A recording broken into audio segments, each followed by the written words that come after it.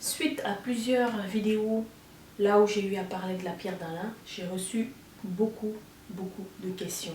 Pourquoi j'utilisais la pierre d'Alain sur le visage avant ma crème, avant le maquillage? Et bien aujourd'hui, je suis là pour répondre à toutes ces questions et je vais vous donner les 5 astuces qu'il y a à retenir à propos de la pierre d'Alain.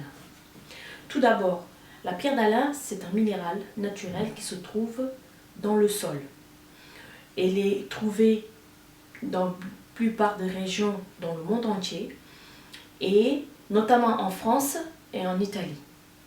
Et donc la pierre d'Alain, moi je l'utilise déjà sur ma peau, sachant que j'ai une peau grasse et elle régule la sudation sans boucher les pores. Donc elle est astringente.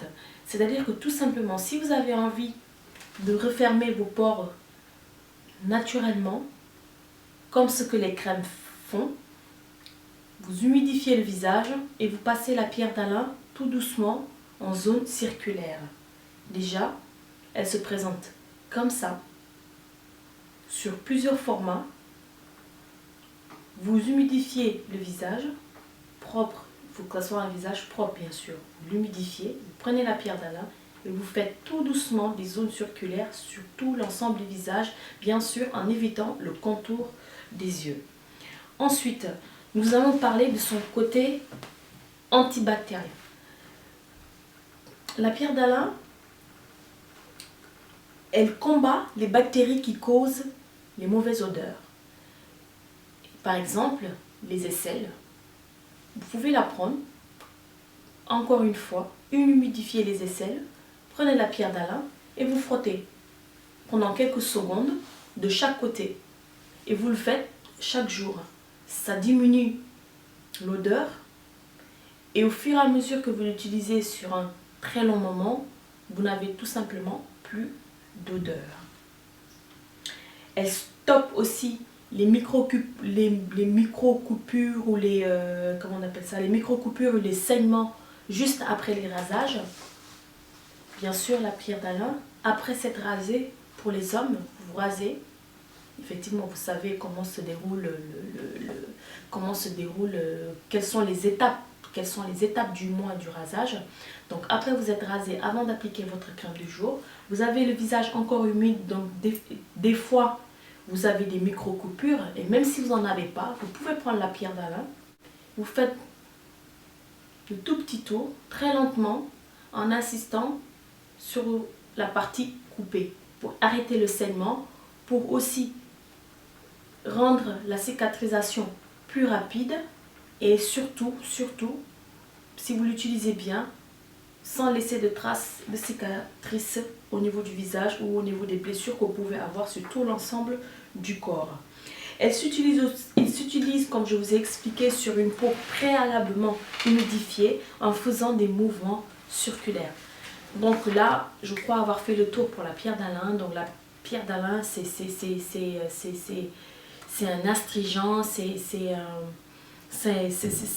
un combatif pour les bactéries qui causent les mauvaises odeurs et ça sert à plein d'autres choses. Aussi au niveau des textiles, au niveau du cuir, au niveau de la peinture, au niveau des tissus, dans plein de choses on utilise. Donc conclusion pour la pierre d'Alain.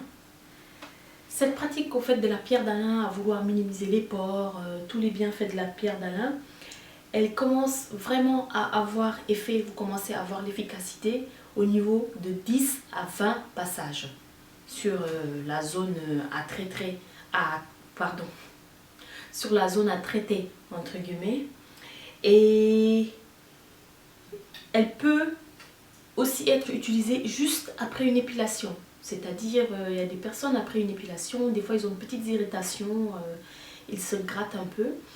Et pour éviter ça, pour la prochaine fois que vous, après votre épilation, sur une peau humide toujours, prenez la pierre d'Alain et faites passer tout doucement sur les parties à traiter. Et ça peut faire de toutes petites sensations de picotement, mais ça ne va pas durer longtemps, ça ne va pas brûler, ça n'a pas un côté néfaste. Si vous l'appliquez sur une peau humidifiée, passez tout doucement la pierre d'Alain, normalement il ne doit pas avoir de problème. Ensuite, la pierre d'Alain se vend en pharmacie et en parapharmacie. Lisez d'abord les notices, parce que maintenant la pierre d'Alain, la vraie pierre d'Alain, la pure, pour la trouver, c'est un parcours du combattant. Donc lisez la notice, voyez s'il n'y a pas trop de matière rajoutée à la pierre d'Alain. Prenez la notice la moins longue possible. Moi c'est comme ça que je fais quand j'ai pas envie de lire tout un tas de trucs. Je prends le truc, je regarde. La notice elle n'est pas trop longue. Derrière les indications ne sont pas trop longues, je la prends. Donc voilà, c'était tout pour la pierre d'Alain. J'espère vous retrouver très bientôt pour d'autres partages. Merci et à bientôt. Ciao.